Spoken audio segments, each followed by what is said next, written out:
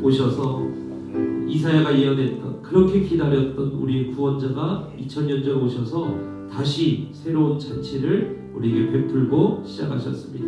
2000년 전 이미 시작하셨기 때문에 그 예수님을 주인으로 모신 자들은 그 복을 이미 누리고 맛볼 수 있는 겁니다. 이 시간 결단하십시오. 주님, 내 인생의 주인은 주님이십니다. 주님이 말씀하신 대로 살길 원합니다. 채우라 하신즉 채우고 갖다 주라 하신즉 갖다 주는 인생 되길 원합니다. 주님이 가르쳐 주신 그 놀라운 잔치의 길, 그 길을 걸을 때 우리의 이 사망의 음침한 골짜기 길이 잔치의 길로 변하는 놀라운 역사를 맛보아 알게 하여 주시옵소서. 여러분, 이 기도를 드리시고 마지막으로 한 번 더 기도하실 때는, 하나님, 물도온 하인들은 알더라. 예, 주님, 누가 잔치를 시작하시고 세상이 줄 수 없는 맛을 줄 수 있는 분이신지를 우리가 알고 있습니다. 그런데 물도온 하인들은 알지만 아버지, 내가 그거를, 아버지, 그 사명을 감당하지 못하고 있었습니다. 이제 남은 한 주간 우리 VIP들을 잘 섬기고 블레싱 프로포즈, 아버지, 한 해의 마지막 주일 예배 때 한 해의 마지막 사명을 잘 마칠 수 있도록 주여 우리를 축복하여 주시옵소서. 우리 이런 기도 제목을 가지고 우리 하나님 앞에 간절히 기도하며 나아가겠습니다. 주여, 한번 주 간절히 기도합니다. 주여, 살아계신 하나님 아버지, 오늘 이 시간 이 자리로 우리를 불러주시매 감사드립니다. 하나님 아버지, 우리는 너무나도 연약하고 우리는 너무나도 불완전합니다. 아버지, 그리하여 2000년 전 이 땅에 예수님 오셔서 그렇게 기다렸던 잔치의 아버지 일을 주님이 시작하신 줄로 믿습니다. 예수 그리스도를 통하여 이미 이 땅의 잔치가 시작되었고, 예수님 우리 안에 중심의 주인으로 모실 때 우리의 인생이 잔치집 인생을 새롭게 시작한 줄 믿습니다. 우리가 먼저 이 잔치의 기쁨을 맛보게 하여 주시고, 물도온 하인들은 안다 그러셨습니다. 예, 주님, 우리는 알고 있습니다. 어디에서 잔치가 시작되고 어디에 누구를 통해서 이 잔치의 포도주가 흘러나온지 알고 있습니다. 우리가 이번 블레싱 프로포즈를 통하여 우리 사랑하는 VIP들에게 하나님 아버지 이 사명 다할 수 있도록 물도온 하인들은 알더라. 예, 주님, 우리 알고 있으니 이 아버지 사명을 다할 수 있도록 주여 축복하여 주시옵소서. 살아계신 하나님 아버지, 오늘 이 시간 이 자리로 우리를 불러주심에 감사드립니다. 하나님께서 주신 말씀 받았습니다. 예수 그리스도가 이 땅에 2000년 전 오셔서 새로운 잔치를 여신 분이심을 우리가 보았고, 그분을 주인으로 모신 자들에게 그 잔치를 누리고 맛보게 하신 분이심을 우리가 또한 보았습니다. 또한 물도온 하인들은 알고, 네, 주님, 우리에게 이 포도주를 전할 사명이, 이 잔치의 기쁨을 전할 사명이 있음을 또한 보았사오니, 오늘 받은 말씀대로, 우리에게 들려주신 말씀대로, 우리에게 깨닫게 하신 말씀대로 살아갈 수 있는 우리들 되게 하여 주시옵소서. 이 시간 사망의 음침한 골짜기를 불안과 염려를 지고 걸어가고 있는 어린 양 같은 존재가 있습니까? 하나님 아버지, 이 시간 예수 그리스도께서 우리와 함께 하시니, 아버지, 그럴지라도 우리와 함께 하시는 분과 함께 잔치의 기쁨을 누리고 맛보는 우리 프레젠터교회 되게 하여 주시옵소서. 이번 한 주간도 VIP에게 하나님 아버지 초청할 때 그들의 마음이 움직여 초청에 응하게 하여 주시고, 다음 주 28일 블레싱 프로포즈는 우리 프레젠터교회 예수 그리스도께서 베푸시는 잔치의 날이 되게 하여 주시옵소서. 그러므로 말미암아 2025년을 사명의 완수로 잘 정리하고 2026년 아버지 새롭게 나아갈 수 있는 우리들 되게 하여 주시옵소서. 이 시간 심령이 가난한 자 있습니까? 주의 생수로 채워주시고, 이 시간 육체의 연약함이 있는 자 있습니까? 주의 강건함으로 아버지 역사하여 주시옵소서. 정신적으로 괴로움 당한 자 있습니까? 주의 능력으로 잔치로 회복되게 하여 주시옵소서. 아버지, 이번 한 주간 중요한 결정을 앞둔 자 있습니까? 예수 그리스도 인도하심 따라 옳은 결정 내릴 수 있도록 축복하여 주시옵소서. 이 시간 아버지 앞에 드린 예물 기쁘게 받으시고, 아버지 앞에 감사로, 선교로, 또 요셉의 창고로, 또 아버지 지정으로, 여러 가지 모양으로 아버지 앞에 올려드립니다. 하나님 기쁘게 받으시고 기도 제목 함께 드리오니 아버지의 능력으로 응답하여 주시옵소서. 10의 1조 드려 주님이 나의 왕이요 주인이라는 성도들에게 먼저 그 나라 그의 의를 구하라. 그리하면 이 모든 것을 너희에게 더하시리라. 주님의 놀라운 보호하심과 통치로 역사하여 주시옵소서. 지금 우리 주 예수 그리스도의 은혜와 하나님 아버지의 사랑과 보혜사 성령님의 교통하심이 사랑하는 자 외생터의 성도들 머리 위로 지금 이 자리에 하나님 앞에 나온 하나님의 모든 백성들 머리 위에 지금으로부터 영원토록 잔치의 기쁨이 함께하기를 간절히 축원하옵나이다. 아멘. 주신 말씀은 요한복음 2장 1절부터 12절까지의 말씀입니다. 요한복음 2장 1절부터 12절입니다. 다 찾으셨으면 한 절씩 교독하시고 마지막 절에 합독하시겠습니다. 사흘째 되던 날 갈릴리 가나에 혼례가 있어 예수의 어머니도 거기 계시고 예수와 그 제자들도 혼례 정함을 받았더니 포도주가 떨어진지라 예수의 어머니가 예수에게 이르되 아들에게 포도주가 없다 하니 예수께서 이르시되 그대와 나와 무슨 상관이 있나이까 때가 아직 이르지 않냐이다. 그의 어머니가 하인들에게 이르되 너희에게 무슨 말씀을 하시든지 그대로 하라 하니라. 우리 정결의 식을 따라 두세 통 드는 돌 항아리 6이 놓였는지라. 예수께서 그들에게 이르시되 항아리에 물을 채우라 하신즉 아귀까지 채우니 이제는 떠나서 연회장에 갖다 주라 하셨더니 연회장은 물로 된 포도주를 맛보고도 어디서 났는지 알지 못하되 물던 하인들은 알더라. 연회장이 신랑을 불러 말하되 먼저 좋은 포도주를 내고 취한 후에 낮은 것을 내거든 그들은 지금까지 좋은 포도주를 두었노라 하니라. 예수께서 이 첫 표적을 갈릴리 가나에서 행하여 그의 영광을 나타내심에 제자들이 그를 믿으니라. 그 후에 예수께서 그 어머니와 형제들과 제자들과 함께 가버나움으로 내려갔으나 거기에 여러 동안 그냥 아니하더라. 오늘 설교 제목을 다 같이 읽으시겠습니다. 시작. 새로운 잔치를 시작하라. 이 말씀의 제목으로 담임 목사님께서 말씀 전하실 때 큰 은혜 받으시기를 축복합니다. 좌우 앞뒤에 계신 분들과 성도님들과 인사하시겠습니다. 사랑하고 축복합니다. 사랑하고 축복합니다. 축복합니다. 네, 우리 한 번 더 큰 목소리로 한번 읽어보겠습니다. 시작. 새로운 잔치를 시작하라. 아멘. 새로운 잔치를 시작하라라는 제목으로 하나님 말씀 증거하겠습니다. 전 세계 기독교인들이 올 한 해 가장 많이 검색한 성경 구절이 시편 23편 4절이라고 합니다. 내가 사망의 음침한 골짜기로 다닐지라도 해를 두려워하지 않을 것은 주께서 나와 함께 하시니라. 주의 지팡이와 막대기가 나를 안위하시나이다. 이 말씀 있지 않습니까? 이게 올 한 해 세계의 많은 기독교인들이 가장 많이 검색한 성경 구절 1위가 이 말씀이라는 거예요. 우리나라는 뭘까요? 우리나라는 몇 년째 똑같은 것 같아요. 빌립보서 4장 6절 아무것도 염려하지 말고 오직 기도와 간구로 너희 구할 것을 감사함으로 하나님께 아뢰라. 이 말씀 있지 않습니까? 이 말씀이 우리나라는 올 한 해 가장 많이 검색한 성경 구절 1위. 이게 빌립보 4장 6절이라는 거예요. 여러분 어떠세요? 이 말씀을 들으니까 나도 검색했던 기억이 막 떠오르고 막 그러시지 않습니까? 이 두 말씀을 한번 합쳐보세요, 여러분. 왜 사람들이 이 말씀이 올 한 해 가장 많은 그리스도인들이 검색한 말씀 1위를 했을까? 그만큼 이 시대가 사망의 음침한 골짜기 같고 우리 자신은 그 속을 헤매는 어린 양 같다라는 거예요. 캄캄하고 무섭고 어디서 무슨 위협이 나타날지 모르고 그 골짜기에 걸려서 그냥 울고 있는 그러한 자신의 신세 같은 것들이 그 말씀 속에서 그대로 느껴진다는 것이죠, 사람들이. 왜 한국 사람들은 빌립보서 4장 6절을 가장 사랑하고 올 한 해 그것을 되뇌이고 암송하고 묵상하고 올 한 해 여러분 왜 그랬을까요? 너무 염려가 심하다는 거예요. 그죠? 네.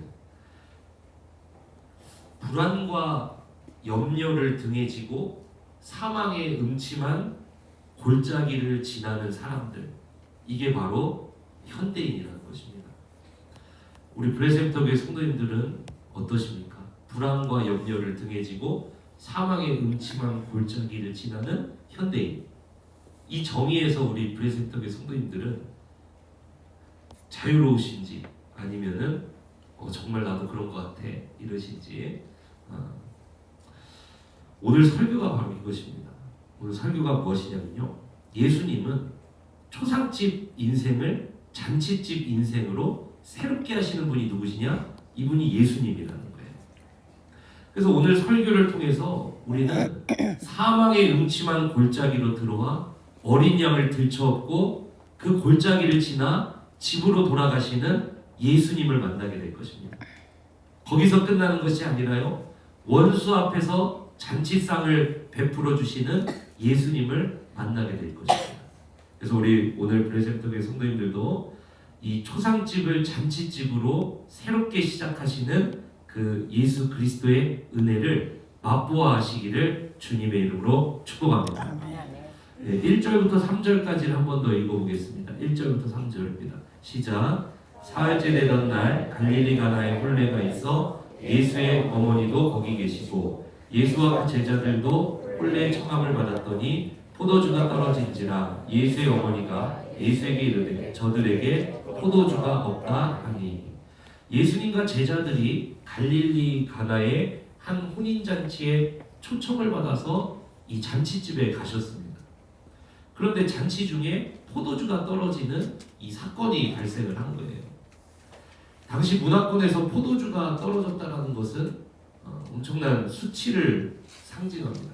제가 뉴질랜드에 있을 때 그 같이 공부하던 친구 중에 아델이라는 친구가 있었거든요. 근데 이 친구가 아랍 사람이에요, 아랍 사람. 근데 중동 문화권에서 그 잔치하는 영상을 보여줬는데요. 그냥 뭐 천막 같은 거 치고 몇 날 며칠을 하더라고요, 거기서. 그러니까 보통 그게 아니에요. 뭐 거기에서 무슨 금 같은 거 뭐 이런 거 막 자랑하기도 하고 그런 거 좋아하잖아요, 그분들이.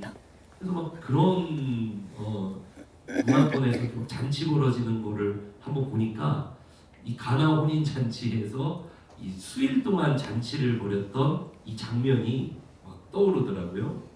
당시 문화권에서 그런데 포도주가 떨어졌다는 것은 이거는 상상을 할 수가 없는 일입니다. 우리나라 상황으로 치면은 굳이 비교를 하자면 전라도에서 홍어가 떨어졌다든가, 전라도에서 홍어가 떨어졌어요. 만약에 여러분 이 전라도에서 홍어가 떨어졌다, 아마 다른 분들은 다 이해를 못 하실 텐데요. 지금 전라도 분들은 식은땀을 흘리고 있어요. 지금 이 얘기만 들어도 오메 어쩌을까 이러면서 막 난리가 나는 거예요. 이게 이게 좀 상상이 잘 안 가니까 오늘날로 좀 굳이 비교를 해보자면, 결혼식 뷔페를 했는데 앞팀에서 너무 많이 사람이 와가지고 너무 많이 먹어버린 거예요. 그래서 뒤에 이제 결혼식을 했는데 손님들 다 모셔놨는데 뷔페가 다 떨어졌어요. 그래서 먹을 게 뭐밖에 없냐면은 샐러드밖에 없는 거예요. 야, 난리 나는 거죠, 이거, 그죠? 당시 문화권에서 결혼식을 하루 이틀 하는 게 아니라 수일 동안 하는데 포도주가 떨어졌다, 이런 거랑 비슷하다는 거예요. 사람들이 여러분 뭐 온갖 불평을 하면서, 그때는 뭐 당시에는 뭐 이렇게 마을 사람들하고 잔치를 하는 거니까, 야, 얼마나 그 핀잔을 들었겠습니까, 그죠? 손가락질 받으면서 내 평생 이런 잔치는 처음 와본다 하면서 사람들이 이 잔치집을 떠나고, 동네에서 만날 때마다 어떻겠어요? 야, 잔치집에 포도주 떨어진 집, 잔치를 저렇게 준비하는 집이 다 있다 이러면서 그냥 뭐 동네에서 만나는 사람마다 얼마나 여러분 욕을 많이 먹었겠습니까? 그러니까 당시에 사람들이 잔치를 준비하고 잔치를 하는 것은 이건 보통 준비해서 되는 게 아니라 정말 심혈을 기울여서 한다라는 거예요. 왜냐면 그 동네 사람들의 이 신망과 이런 게 다 담겨 있으니까, 다 연결되어 있으니까 이거는 뭐 동네에서 왕따 당하지 않으려면 잔치 잘 치러야 되는 것입니다. 그런데 그런 집에 오늘 뭐가 떨어졌다고요? 포도주. 포도주가 떨어졌다는 거예요. 잔치집이 초상집으로 바뀐 장면인 것이죠. 그런데 오늘 본문에 보니까요, 다시 2절을 한번 읽어보세요. 2절 같이 한번 읽어봅시다. 시작. 예수와 그 제자들도 혼례의 청함을 받았다. 오늘 본문에 보니까 잔치집이 초상집으로 바뀌어요. 그런데 그 초상집에 지금 누가 오셨습니까? 예수님. 예수님이 오신 거예요. 예수님 누구시냐? 초상집을 잔치집으로 바꾸시는 분이 우리 주 예수 그리스도이신 줄로 믿습니다. 사랑하는 성도 여러분, 이 이야기는요, 우리가 너무 잘 아는 이야기지만 이 이야기는 오늘 우리 삶에 직결되는 말씀입니다. 무슨 말이냐면, 우리도 누구나 잔치집 인생을 꿈꿔요. 잔치집 인생을 꿈꾸지 않는 인생이 어디 있겠습니까? 그런데 시대는요, 초상집 같은 인생이 넘쳐나요. 불안과 염려를 등에 지고 사망의 음침한 골짜기를 지나고 있는 사람들이 이 시대의 사람들이라는 거예요. 누구나 다 잔치집을 꿈꾸지만 초상집 인생을 사는 것이 바로 이 시대의 사람들이라는 것입니다. 우리 그리스도인들도 이 정의에서 벗어날 수가 없어요. 왜냐? 우리도 똑같이 이 세상을, 이 시대를 살아가는 사람들이잖아요. 오죽하면 올 한 해 전세인이 가장 많이 검색한 말씀이 시편 23편 4절이겠습니까? 너무 힘들다는 거예요, 그게. 그러나 오늘 여러분, 우리가 오늘 이 말씀 받습니다. 여러분 기대하시기를 주님의 이름으로 축복합니다. 왜 그러냐면 초상집으로 변한 잔치집에 지금 예수님이 오신 거예요. 이것처럼 2000년 전에도 우리 삶에 누가 오셨느냐? 예수 그리스도가 오신 줄로 믿습니다. 예수님은 초상집을 잔치집으로 바꾸기 위해 오신 구원자요 우리의 주인이라는 사실을 믿으시길 축복합니다. 자, 그러면은 3절부터 4절까지를 한번 읽어보세요. 3절부터 4절까지 우리 같이 한번 읽어보겠습니다. 시작. 포도주가 떨어진지라 예수의 어머니가 예수에게 이르되 저들에게 포도주가 없다 하니 예수께서 이르시되 여자여 나와 무슨 상관이 있나이까 내 때가 아직 이르지 아니하였나이다. 아멘.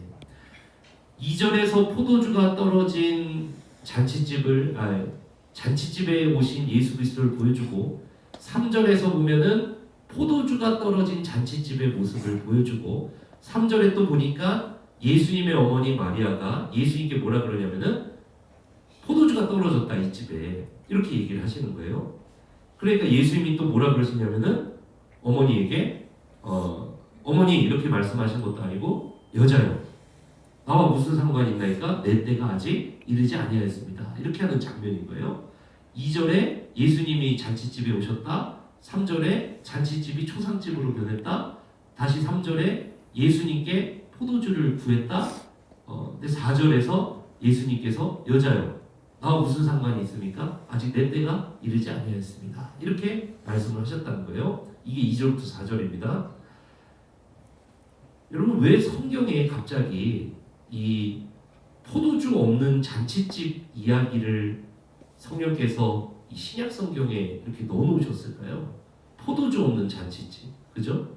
포도주 없는 잔치집의 이야기.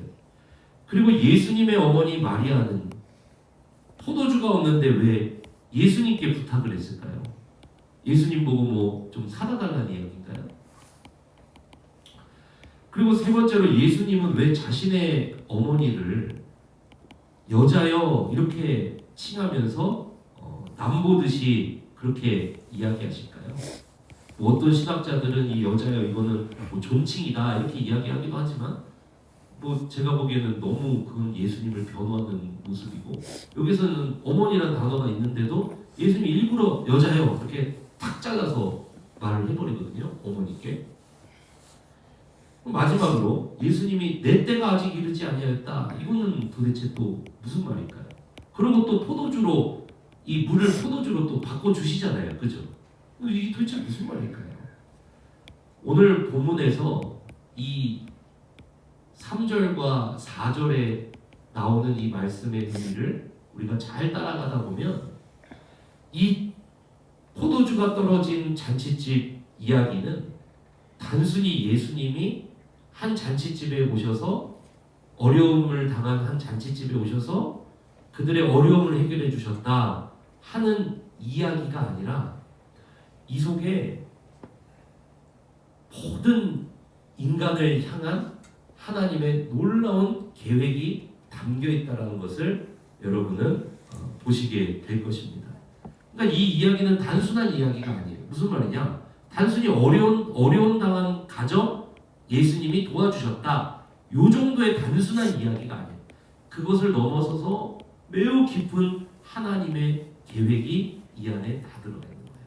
여러분, 그래서 오늘 이 3절과 4절에 나온 이 깊은 의미를 우리가 보게 된다면, 알게 된다, 깨닫게 된다면 여러분을 향한 하나님의 사랑, 우리의 초상집 같은 우리의 인생을 잔치집으로 바꾸시는 예수 그리스도의 은혜, 그리고 그 모든 일을 오늘 현재 우리 삶 속에서 누리고 맛보게 하시며 앞으로 영원히 맛보게 하실 이 놀라운 성령의 역사를 여러분이 깨닫게 될 줄 믿습니다. 그러니까 여러분 소망하면서 이 말씀을 보시기를 주님의 이름으로 축복합니다. 자, 그러면은 오늘 본문에 이 네 가지가 나타나는 거예요. 첫 번째는 포도주가 없는 잔치집, 두 번째는 예수님께 부탁하는 마리아, 세 번째는 어머니를 여자여 남부르듯이 부르시는 예수님, 네 번째는 내 때가 아직 이르지 아니하였다라고 말씀하시는 예수님. 이 네 가지의 의미를 알게 된다면 이 가나 혼인잔치는 단순히 어려움 당한 한 가정 고쳐주셨다, 도와주셨다 하는 본문이 아닌 그 너머 하나님의 놀라운 계획과 뜻 가운데 이루어진 이 사건이라는 사실을 여러분이 보게 된다는 거예요. 이걸 알려면은 무슨 책을 좀 읽어야 되냐면은 이사야라는 책을 읽어야 돼요. 여러분, 이사야서는 하나님의 백성들이 가장 어두웠던 시절에 쓰인 책이 이 이사야서입니다. 그러니까 이사야서는 크게 두 부분으로 나눌 수가 있거든요. 첫 번째는 1장부터 39장까지, 두 번째는 이제 40장부터 66장까지 이렇게 나눌 수가 있는데, 첫 번째 나오는 1장부터 39장까지의 내용은 하나님의 백성들이 심판받기 전이에요. 그래서 이 사람들이 당시에 우상 숭배하고 고아와 과부를 압제하고 그냥 뭐 날마다 하나님의 말씀에는 반대로 살고 하나님의 백성들을 뭐 그냥 괴롭히고 그냥 의와 정의와 뭐 공의를 베풀지 않고 막 이렇게 사니까 하나님께서 1장부터 39장까지 너네 그러다 망한다, 너네 그러다 끝장난다, 너네 그러다가 심판당한다, 너네 그러다가 포로로 끌려간다 하는 말씀으로 주신 게 1장부터 39장까지예요. 그런데 40장으로 들어가면은 이 어조가 확 바뀌어요. 왜 그러냐? 정말로 그렇게 안 살다가 돌이키지 않았다가 정말로 망해버렸거든요, 나라가. 그러니까 북이스라엘은 아수르에 끌려가고 남유다는 바벨론에 끌려가면서 완전히 나라가 다 멸망을 해버린 거예요. 그때 들려진 말씀이 이사야 40장부터 이제 마지막 장까지인 거예요. 그때는 그럼에도 불구하고 내가 너희를 다시 세우고 일으키고 너희를 다시 새롭게 창조하겠다 하는 내용이 이사야 40장부터 이후 이제 마지막 장까지 쭉 이어진다는 것입니다. 자, 그러면은 1장부터 39장까지는 뭐에 대해서 다룬다 그랬어요? 심판에 대해서 다루는 거예요. 심판에 대해서. 너네 그러다가 끝장난다는 거예요. 그게 1장부터 39장까지의 내용입니다. 그런데 이 1장부터 39장 중에 이 하나님의 심판 내용이 어떻게 전개가 되냐면요. 1장부터 이 남유다라는 하나님 백성들의 국가 있지 않습니까? 이 남유다부터 하나님이 쫙 심판을 예고를 해요. 그러니까 1장부터 12장까지 유다야 너네 그러다 심판당한다, 심판당한다, 심판당한다를 1장부터 12장까지 쫙 진행을 하는 거예요. 그런 다음에 유다에 대한 심판의 예언이 끝나고 나서 13장부터는 말씀이 이제 어떻게 바뀌냐면 13장부터 23장까지는 하나님께서 유다만 심판하는 것이 아니라 유다를 이어서 모든 열방의 이름들을 거기다가 갖다가 넣었습니다. 그러니까 대표적인 어떤 열방의 이름들을 거기다가 막 갖다 넣으면서 이 나라들도 내가 다 이 죄로 가득한 이 나라들도 내가 나중에 다 심판할 것이다 하는 내용이 13장부터 23장까지 쫙 이어지는 거예요. 그러면서 24장에서는 어떤 내용이 나냐면 이제 내가 온 땅을 심판할 것이다 이런 내용이 나와요. 자, 그러면은 이렇게 볼 수가 있는 거예요. 잘 보세요. 이사야서 1장의 유다에 대한 심판으로부터 시작해서 하나님의 백성들에 대한 심판으로부터 시작해서 24장의 열방의 심판으로까지 쫙 예언이 전개되는 내용이 이게 이사야 1장 39장 1장부터 39장까지 중에서 1장부터 24장까지의 내용이라는 거예요. 유다로부터 시작해서 열방에 이른 심판까지 쫙 진행하는 내용이 바로 이 내용이라는 것입니다. 그래서 이 이사야 1장의 유다 심판부터 심판의 불길이 번져서 24장에 가서는 온 땅을 심판하는 그 내용이 나오는데 그 내용을 잘 읽어보면 이사야 24장 1절에서 6절까지 하나님이 온 세상을 이제 마지막에 내가 심판하겠다 이 내용을 말씀하시고 이어서 7절에서 11절까지를 읽어보면 하나님께서 잔치집을 파괴하시는 장면이 나와요. 그리고 나서 마지막에 21절에서 22절까지를 읽어보면 하나님께서 잔치집을 파괴하시고 이제는 모든 나라에 초상집을 베푸는 그런 장면이 거기에 나오는 거예요. 자, 이해되시죠? 그죠? 1장의 유다의 심판부터 24장 열방의 심판까지 쫙 이어진다. 중간에 뭐 13장부터 14장까지는 바벨론 심판, 15장부터 16장까지는 모압 심판, 17장에 뭐 다메섹 심판하면서 다른 열방들을 막 심판하시다가 24장에 가서는 모든 열방을 다 심판하시는 그런 장면이 나온다는 거예요. 그런데 거기를 한번 잘 읽어보세요. 먼저 24장 1절부터 6절까지를 한번 읽어보세요. 24장 1절부터 6절 시작. 보라, 여호와께서 땅을 공허하게 하시며 황폐하게 하시며 지면을 뒤집어 엎으시고 그 주민을 흩으시리니 백성과 제사장이 같을 것이며 종과 상전이 같을 것이며 여종과 여주인이 같을 것이며 사는 자와 파는 자가 같을 것이며 빌려주는 자와 빌린 자가 같을 것이며 이자를 받는 자와 이자를 내는 자가 같을 것이다. 땅이 온전히 뭐하게 된다 그러니까 온전히 또 뭐가 되게 된다 그래요? 황무하게 된다. 여호와께서 이 말씀을 하셨느니라. 땅이 슬퍼하고 세잔하며 세계가 쇠약하고 세잔하며 세상 백성 중에 높은 자가 뭐한다 그래요? 온 세상 모든 민족 온 그 주관자들 다 심판하시는 그 심판의 장면이 나온 거예요. 그러면서 5절에 보니까 땅이 또한 그 주민 아래에서 더럽게 되었으니 이는 그들이 율법을 범하며 율례를 어기며 영원한 언약을 깨뜨렸습니다. 그러므로 저주가 뭐를 삼켰다 그래요? 그 중에 사는 자들이 정죄함을 당하고 땅의 주민이 밑에서 남은 자가 적도다 하면서 쫙 심판당하는 장면을 보여주는 거예요. 그러면서 뭐가 파괴가 되냐면은 잔치집이 파괴되는 장면을 보여주세요. 그게 7절부터 11절이에요. 한번 읽어보세요. 시작. 새 포도즙이 뭐하고? 슬퍼하고. 포도나무가 뭐하며? 마음이 즐겁던 자가 다 뭐한다? 잔치집이 막 깨어지는 거예요. 8절부터 쭉 읽어볼게요. 소고치는 기쁨이 뭐한다 그래요? 즐거워하는 자의 소리가 끊어지고 수금 타는 기쁨이 뭐했다 그래요? 이게 잔치의 이미지잖아요. 더 읽어보세요. 노래하면서 포도주를 마시지 못하고 독주는 그 마시는 자에게 뭐가 될 것이다? 쓰게 될 것이다. 막 잔치가 부서지고 잔치집이 깨어지고 막 포도즙, 포도나무, 포도주 이런 게 막 다 막 그냥 사라지고 노래하는 소리도 사라지고 기쁨도 사라지고 이 막 잔치집이 부서지는 장면이다. 10절 읽어보세요. 시작. 약탈을 당한 성읍이 허물어지고 집마다 묻혀서 들어가는 자가 없으며 11절에 보니까 포도주가 없으므로 거리에서 부르짖으며 모든 즐거움이 사라졌으며 땅의 기쁨이 뭐였도다? 잔치집이 완전히 깨져버리는. 자, 잘 보세요. 이사야 1장의 유다 심판부터 이어져서 열방을 막 심판을 막 하시다가 마지막 이 이사야 24장에 딱 들어가서는 온 열방이 심판당하고 포도나무가 사라지고 포도즙 틀이 깨어지고 포도주가 쓰게 되고 노래하는 소리도 사라지고 소고치는 기쁨도 없어지고 모든 즐거움이 사라지고 땅의 기쁨이 소멸되고 포도주가 없으므로 그죠? 다 잔치가 끝나버리는 그런 장면을 보여주는 거예요.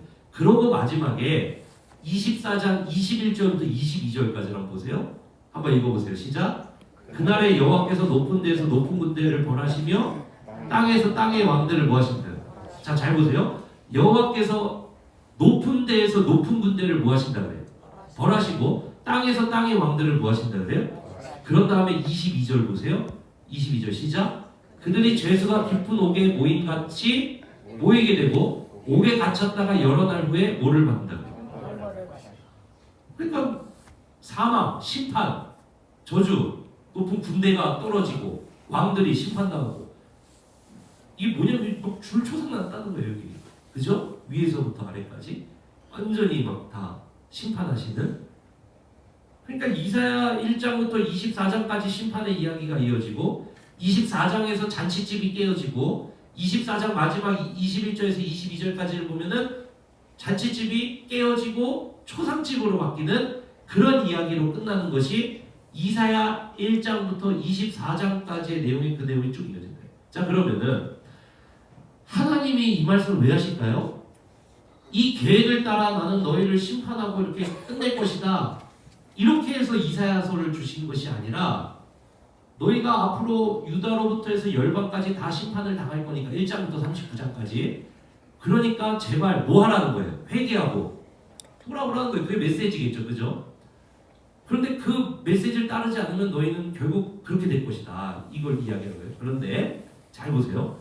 24장에서 이렇게 잔치집이 깨어지고 초상집이 되고 막 이런 모습으로 끝나는데 24장 그 뒤에 이어서 24장 뒤에 여러분 놀라지 마세요. 24장 뒤에는 25장이 있습니다. 25장에 딱 들어가서 보면 엄청난 말씀이 거기에 나오는 거예요. 그게 뭐냐? 25장 6절부터 9절까지 한번 읽어보세요. 25장 6절부터 9절. 자, 24장에서 잔치집이 깨지고 포도주가 사라지고 초상집으로 끝났습니다. 그러고 나서 주님이 25장 6절에서 9절까지 하나님의 계획을 들려주시는데 그 계획이 뭔지를 한번 보자 이거예요. 한번 읽어보세요. 25장 6절부터 9절입니다. 시작. 만군의 여호와께서 이 산에서, 여기서 말하는 산이라는 것은 예루살렘이 세워진 시온산, 작은 언덕, 그 산을 이야기하는 거예요. 예루살렘을 이야기하는 거고 하나님의 성전을 세워진 산을 이야기하는 겁니다. 이 산에서 만민을 위하여, 아까 24장에서 어떻게 끝났다 그랬어요? 만민이 심판당하고 초상집으로 들어가잖아요. 그런데 25장 6절에 딱 들어가서 주님이 뭐라고 말씀하시냐면 내가 이 산에서 만민을 위하여 기름진 것과 오래 저장하였던, 그죠? 오래 저장하였던 포도주로 뭐를 베푸시리니? 오래 저장하였던 포도주, 이게 뭐겠습니까? 뭐 우리는 이제 뭐 술 안 마시니까 그렇게 하는데 와인이나 이런 거 뭐 오래된 거 뭐 그죠? 무슨 빈티지 뭐 이런 거 있잖아요. 막 뭐 되게 좋은 거 막 1,000만 원짜리, 2,000만 원짜리 이런 거는 1년 만에 뭐 그런다고 그런 게 안 되잖아요. 제가 왜 그걸 잘 알고 있죠? 그렇잖아요. 아무튼 근데 잘 보세요. 오래 저장하였던 포도주, 이건 뭐냐면은 아주 극상품 포도주를 얘기한다. 그 포도주로 뭐를 베푸신다 그래요? 연회를 베푸시리니 곧 볼수가 가득한 기름진 것과 오래 저장하였던 맑은 포도주로 하실 것이며. 그죠? 7절 읽어봅시다. 시작. 또 이 산에서 모든 민족의 얼굴을 가린 가리개와 열방 위에 덮인 덮개를 제하시며 사망을 영원히 뭐하실 것이라? 멸하실 것이라. 주 여호와께서 모든 얼굴에서 눈물을 씻기시고 자기 백성의 수치를 온 천하에서 제하시고 여호와께서 이같이 말씀하셨느니. 그러면서 9절을 한번 읽어보세요. 시작. 그날에 말하기를 이는 우리의 하나님이시라. 우리가 그를 기다렸으니 그가 우리를 뭐하시리로다? 구원하시리로다. 이는 여호와시라. 우리가 그를 뭐하였으니? 기다렸으니 우리는 그의 구원을 기뻐하며 즐거워하리라 할 것이며. 이렇게 이야기 끝난다. 그러니까 이 예언이 뭐냐면은 심판당하고 포도주가 끊어지고 포도주가 없으니까 잔치가 끝나고, 잔치가 끝난 것뿐만 아니라 막 사방이 거기 그 초상집으로 온 세계를 뒤덮는 이 예언이 이사야 24장의 내용인데, 25장에 들어가서는 다시 극상품 포도주가 베풀어지고, 다시 잔치가 베풀어지고, 다시 하나님과 가렸던 얼굴에 가렸던 덮개가 제하여지고, 온 세상이 기다렸던 하나님을 다시 보게 되고, 그죠? 사망이 사라지고 그날에, 이런 예언을 25장에서 딱 보여주시는 거예요. 그러면은 여러분 이제 다시 요한복음으로 다시 돌아와 보세요.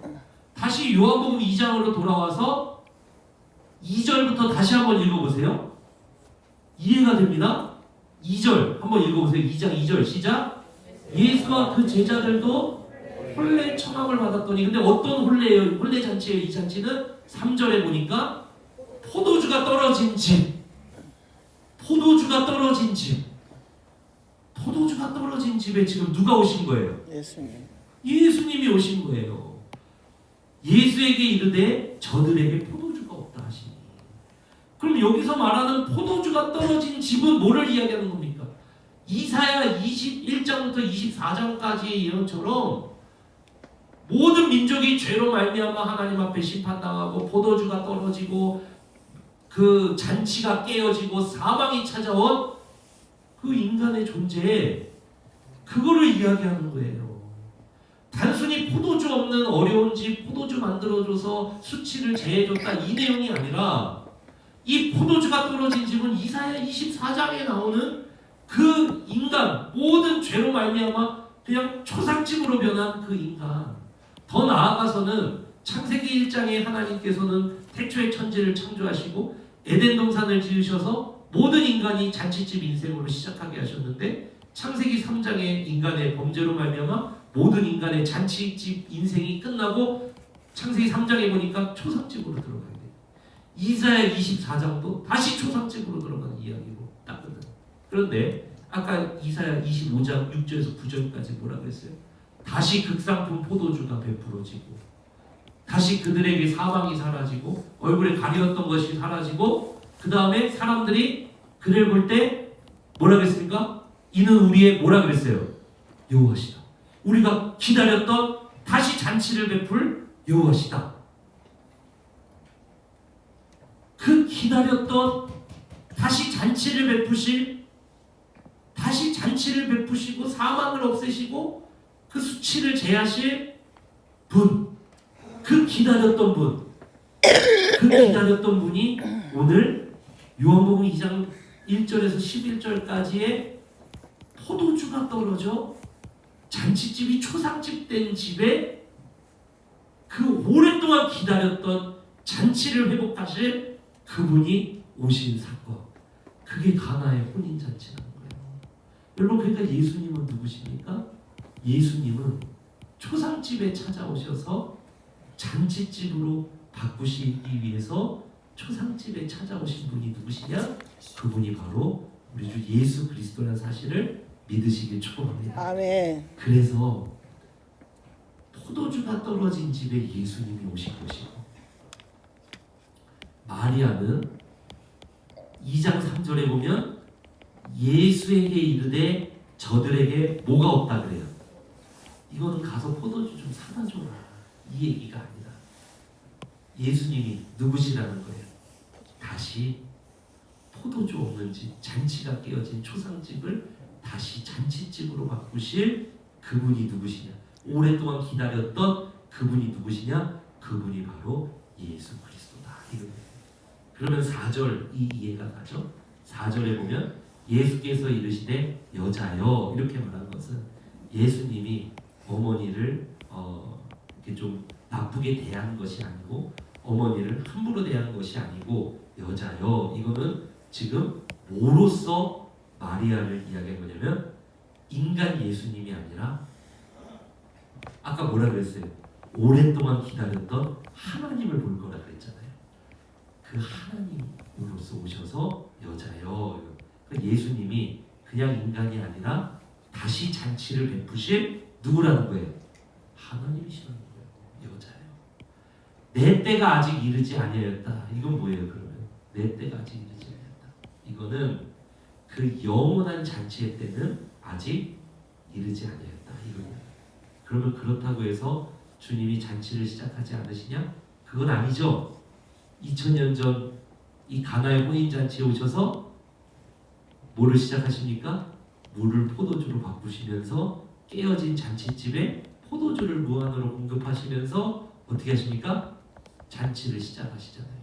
그러니까 예수 그리스도의 새로운 잔치는 2000년 전에 이미 시작되었고 아직 완성이 되지 않은 그 중간에 우리가 지금 살고 있다는 거예요. 그래서 누구든지 지금 예수 그리스도를 믿고 그분을 의지해서 사는 인생들은 누구든지 지금부터 영원까지 주님의 잔치집 인생으로 시작되고 앞으로 영원히 그곳에서 영원한 잔치집으로 이룬다는 사실을 믿으시기를 축복합니다. 그래서 여러분 요한계시록 20장에 가서 보면 하늘의 모든 군대가 심판당하잖아요. 그죠? 근데 아까 우리가 이사야서에 보니까 24장에 보니까 군대가 어떻게 돼요? 높은 곳에 있는 군대가 어떻게 된다 그래요? 떨어진다 그러고 높은 곳에 앉은 자가 어떻게 된다 그래요? 떨어진다 그러잖아요. 요한계시록 20장에 보면은 하늘의 군대, 하늘의 권세 잡은 그 사단 마귀가 하나님과의 전쟁에서 패해서 어디로 끌려 내려갑니까? 무적행으로 끌려 내려가잖아요. 그러고 나서 뭐가 베풀어지죠? 25장에 들어가서 잔치가 베풀어지죠. 잔치가 베풀어지죠. 그래서 요한계시록 22장 우리 한번 보겠습니다. 요한계시록 21장부터 볼게요. 21장 1절에서 4절 한번 읽어보세요. 요한계시록 21장 1절에서 4절 시작. 또 내가 새 하늘과 새 땅을 보니 처음 하늘과 처음 땅이 없어졌고 바다도 새 하늘과 새 땅, 신천, 신지. 그래서 신천지가 저거잖아요. 과천에 있다 그러잖아요. 신천지는 저 새 하늘과 새 땅이. 근데 좀 아직 오지 않았습니다. 네. 혹시 신천지 계시면 회개하고 좀 돌아오세요. 자, 2절 한번 읽어보세요. 또 내가 보매 거룩한 성 새 예루살렘이 하나님께로부터 하늘에서 내려오니 그 준비한 것이 신부가 남편을 위하여 뭐 한 것 같더라. 혼인잔치잖아. 혼인잔치. 넘어가 보세요. 3절 시작. 내가 들의 보좌에서 큰 음성이 나서 이르되 보라 하나님의 장막이 사람들과 함께 있음에 하나님이 그들과 함께 계시니 그들은 하나님의 백성이 되고 하나님은 친히 그들과 뭐 하신다 그래요? 네, 아까 이사야 25장. 그러면서 잔치가 베풀어져. 혼인잔치가 베풀어져. 4절 읽어보세요. 시작. 모든 눈물을 그 눈에서 뭐 한다 그래요? 닦아주시는 아까 그 잔치 그죠? 그리고 다시는 뭐가 없다 그래요? 사망이요. 아까 사망이 없다 그랬잖아요. 이사야 25장에서. 애통하는 것이나 곡하는 것이나 아픈 것이 다시 있지 아니하리니 왜요? 예수님 다시 오셔서 그 초상집을 끝내고 잔치집을 시작해서 이사야 25장에 나온 그 앞으로 잔치가 있을 것이다. 이 산에서 베푸실 것이다 라고 말씀했잖아요. 근데 오늘 이 요한계시록 21장 1절에서 4절 보니까 새 하늘과 새 땅이 새 예루살렘이 오죠. 그죠? 아까 이 산에서 잔치가 다시 베풀어진다 그랬잖아요. 25장에 이사야 25장에 이 산이 뭐냐면 그게 예루살렘을 이야기한다 이거예요. 영원한 잔치를 이렇게 베푸시는 거예요. 예수님 오셔서. 그래서 22장 1절에서 5절을 읽어보세요. 요한계시록 22장 1절에서 5절 시작. 또 그가 수정같이 맑은 생명수의 강을 내게 보이니 하나님과 및 어린 양의 보좌로부터 나와서 길 가운데로 흐르더라 뭐 이러면서 그 나무 잎사귀들은 뭐를 치료하기 위해 있다 그래요. 아까 이사야서 24장에서 만국이 심판당하잖아요. 그죠? 근데 예수님이 오시니까 뭐냐면 만국을 치료하시는 잔치를 베푸시고 어디에서? 이 산에서 베푼다 그랬잖아요. 예루살렘이 새로 이 땅에 오면서 그 잔치집이 회복되는 3절 읽어봅시다. 다시 저주가 없으며 하나님과 그 어린 양의 보좌가 그 가운데 있으리니 4절 읽어봅시다. 그의 뭐를 본다 그래요? 아까 뭐라 그랬습니까? 이사야서에서 가려졌다 그랬잖아요. 열방을 덮는 덮개가 벗겨진다고 그러잖아요. 이 잔치집을 베풀기 위해 이 땅에 오신 분이 누구시냐면은 그분이 예수 그리스도라는 걸 보여주는 거예요. 요한복음 2장 1절에서 11절은 단순히 그냥 예수님이 어려운 가정 하나 살리셨다 이 얘기가 아니라 죄로 말미암아 잔치집으로 시작했으나 초상집으로 들어간 모든 인간의 그 괴로움을 예수 그리스도께서 십자가에 담당하시고 다시 극상품 포도주를 내시면서 어떻게 하시냐?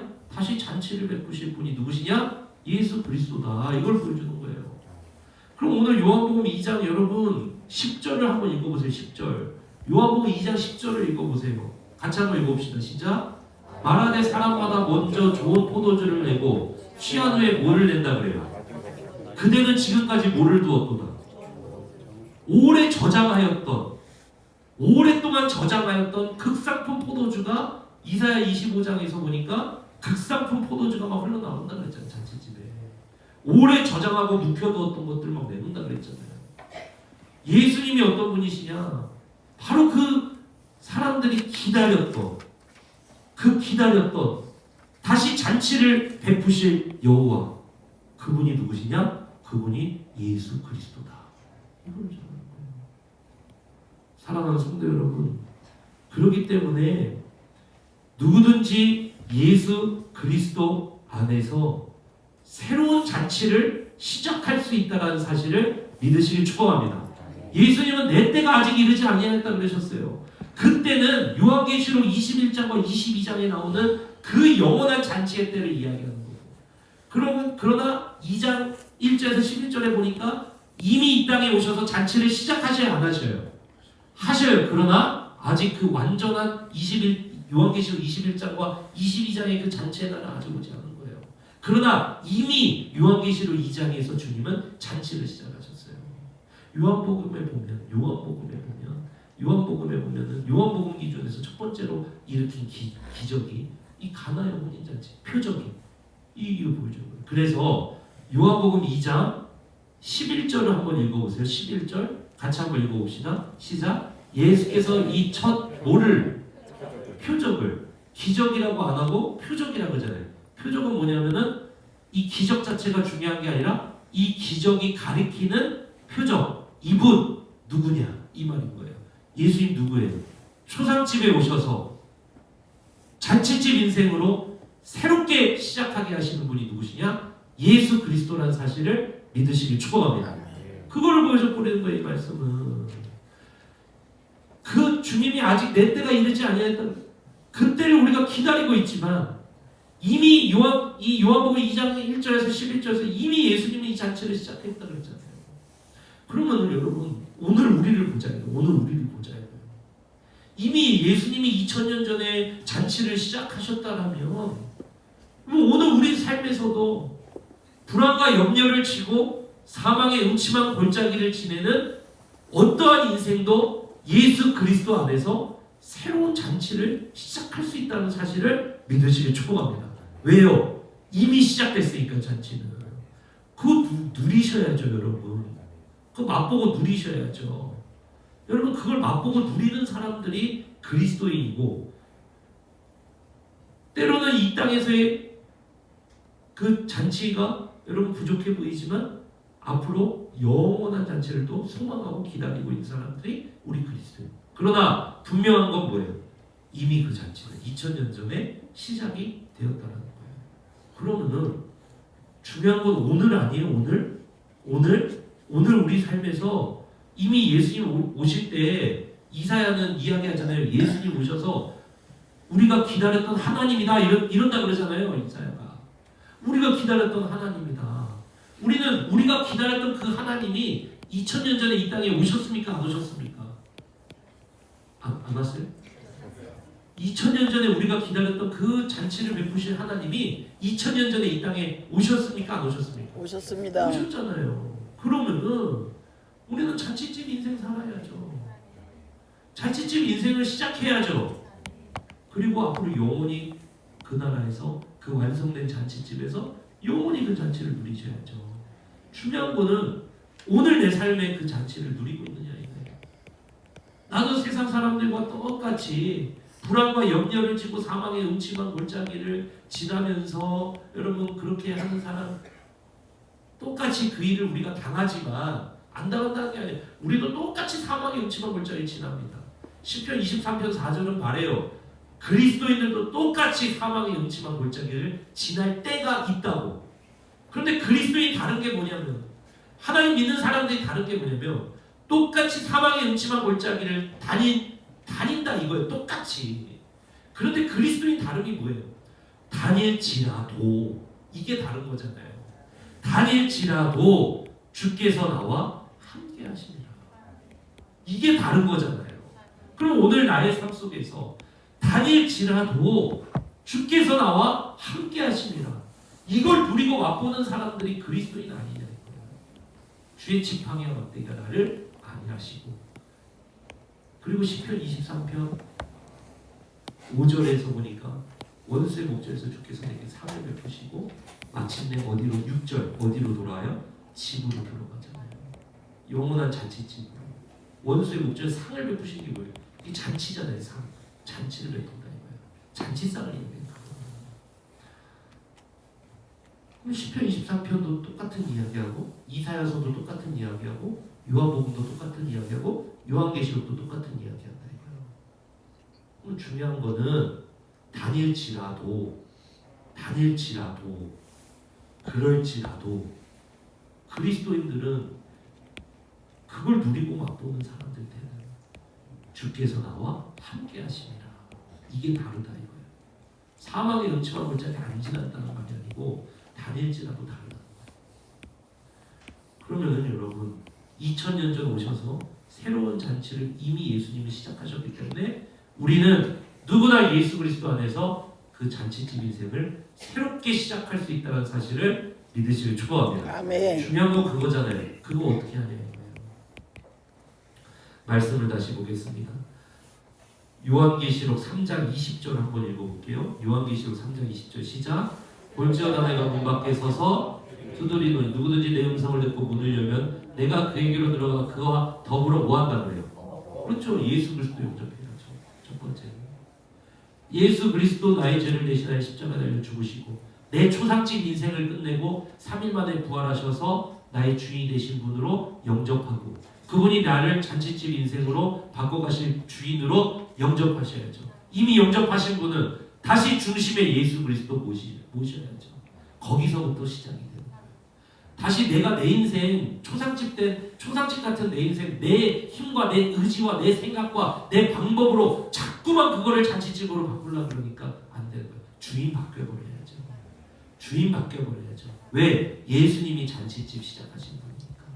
그리스도인들도 왜 잔치집 인생을 새롭게 시작하지 못하느냐? 내 생각과 내 의지와 내 판단과 이게 더 귀한데 어떻게 그 잔치집 인생을 하냐? 이게 바뀌어야죠. 중심 바꾸시기를 축복합니다. 그때부터 달라집니다. 그럼 그때부터 이게 바뀌었다는 게 뭐냐 이거예요. 그 다음부터 이걸 누리고 우리가 살아야 되잖아요. 이 복을 맛보고 살아야 되잖아요. 그게 오늘 복은 5절에서 8절이에요. 같이 한번 읽어볼게요. 그의 어머니가 하인들에게 이르되 너희에게 무슨 말씀을 하시든지 뭐하라? 그대로 하라. 그대로 하라. 잘 보세요. 6절부터 쭉 읽어볼게요. 시작. 거기에 유대인의 정결 예식을 따라 두세 통 드는 돌 항아리 6이 놓였는지라 예수께서 그들에게 이르시되 항아리에 물을 채우라 하신즉 아기까지 채우니 이제는 떠서 연회장에 갖다 주라 하심에 갖다 줘. 잘 보세요. 예수님이 오셨어요. 그죠? 예수님이 오셨어요. 잔치는 이미 시작됐어요. 맞습니까? 맞죠? 그런데 누리고 맛본 거는 언제부터 시작이 돼요? 하인들이 말씀하신 대로 할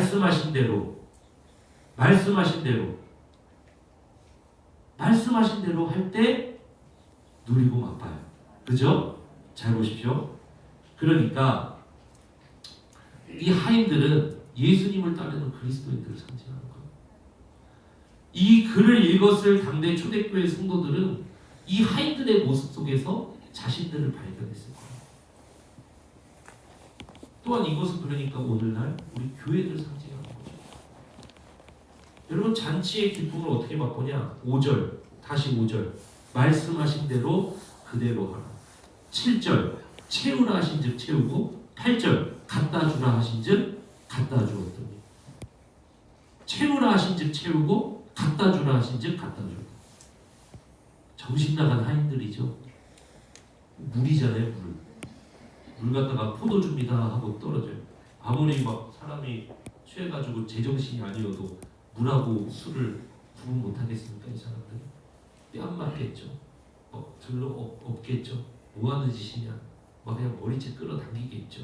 정신 나간 하인들이죠. 그런데 마리아 이렇게 이야기하죠. 무슨 말씀을 하시든 그대로 하라. 채우라 하신즉 채우고 갖다 주라 하신즉 갖다 주고. 그때 그 곳에 모여있던 사람들은 잔치의 기쁨을 맛봤다는 거예요. 예수 그리스도가 오셔서 우리 중심에 오시지. 그리고 무슨 말씀이든지 무슨 말씀을 하든지 그대로 하라.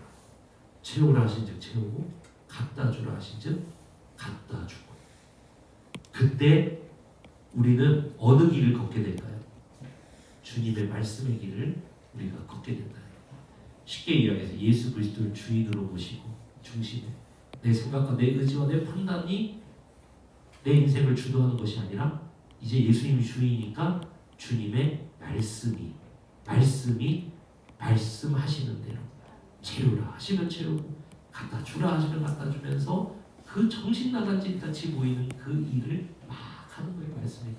그러면 시편 1편 죄인의 길, 악인의 길, 오만한 자의 자리에 앉은 사람들은 절대 누리지 못하는 말씀을 주여로 묵상하며 주의 길을 열심히 따라가는 무한히 샘솟는 샘의 뿌리를 내린 그 나무의 가지에 맺혀지는 잔치의 기쁨.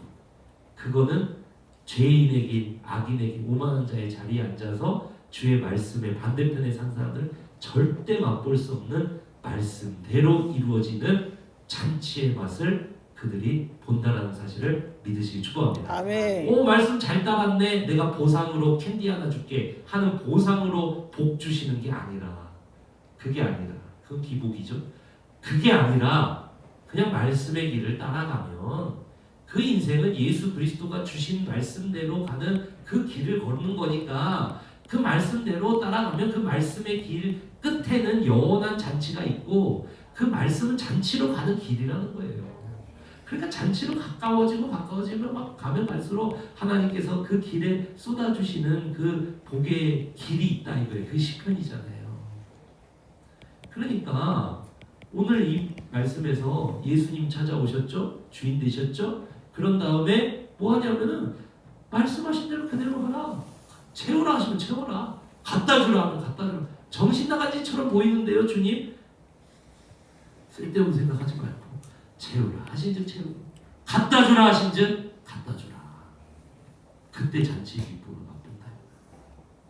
여러분 어떠십니까? 여러분 어떠십니까?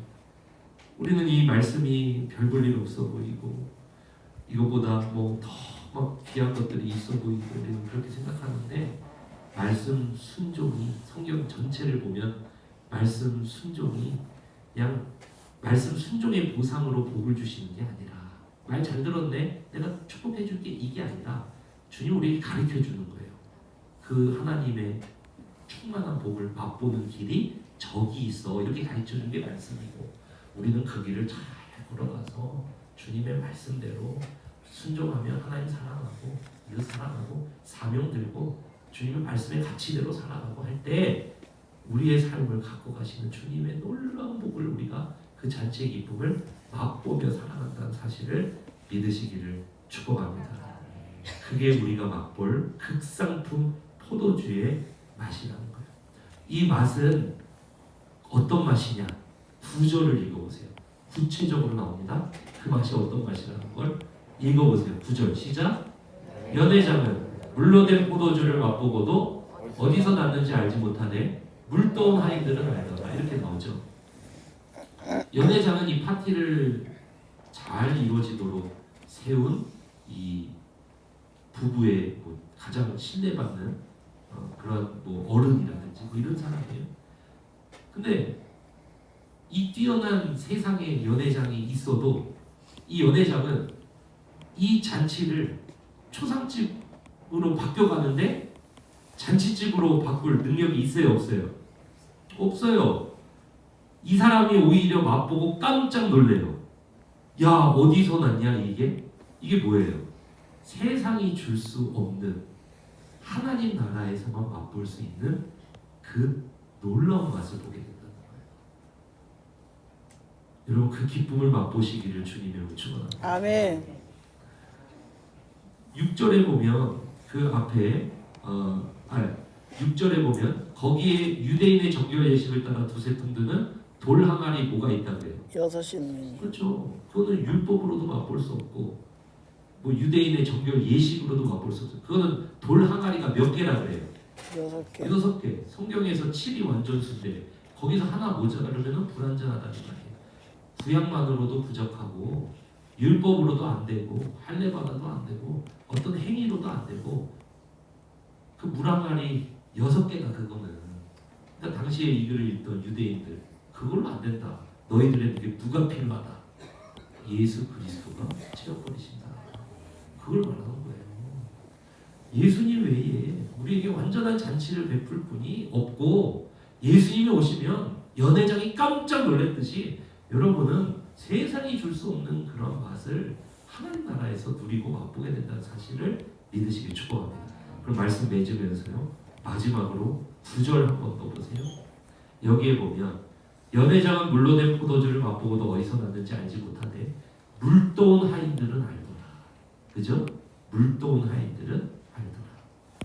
사랑하는 성도 여러분, 세상의 연회장은요 어떻게 해야 우리의 인생이 초상집 같은 인생이 잔치집으로 바뀌는지, 사망의 음침한 골짜기를 염려와 불안을 지고 가는 사람들이 너무 많은데 그거를 연회장인 트럼프는 아실까요?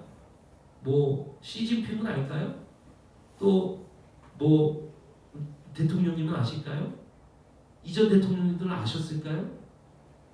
어떤 연회장도 우리를 이 불안과 염려를 지고 사망의 음침한 골짜기로 들어가는 이 시대의 현대인들을 누구도 잔치집 인생으로 바꾸지 못하고 있어요. 여태까지 누구도 못했습니다.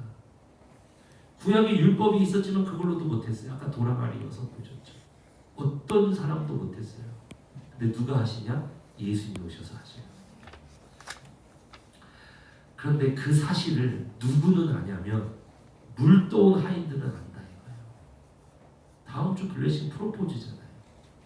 다음 주 블레싱 프로포즈잖아요. 우리는 알아요. 어떻게 해야 초상집 인생이 잔치집 인생으로 변하는지. 여러분은 아시잖아요. 물도온 하인들은 아는 거예요. 그 맛을 본 하인들이 우리는 아는 거예요.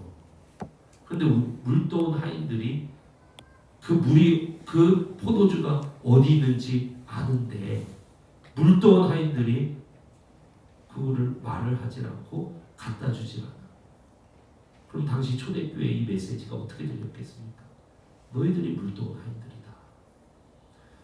사랑하는 성도 여러분, 우리 그리스도인들은요 먼저 극상품 포도주 예수 그리스도의 맛을 보아 아는 자가 돼야 되는 줄로 믿습니다. 아멘. 두 번째는 물도온 하인들은 알지 않아요. 우리는 맛 보여주는 사람들이에요. 저 그리스도인들이 이렇게 정의해요. 우리는 하나님 나라의 축복을 맛보는 사람 그리고 맛 보여주는 사람입니다. 맛보아서 하나님께 영광 올려드리고 맛 보여줘서 세상을 새롭게 하는 사람들이 이게 그리스도이고 이게 교회의 사명이다. 사랑하는 성도 여러분, 여러분이 먼저 맛보아 아시기를 축복합니다. 아멘. 그리고 맛 보여주시기를 주님의 이름으로 축복합니다. 아멘. 이것이 바로 예수 그리스도가 오늘 우리에게 오셔서 이루신 새로운 잔치라는 사실입니다. 우리 시간 다 함께 자리에서 일어나시겠습니다. 우리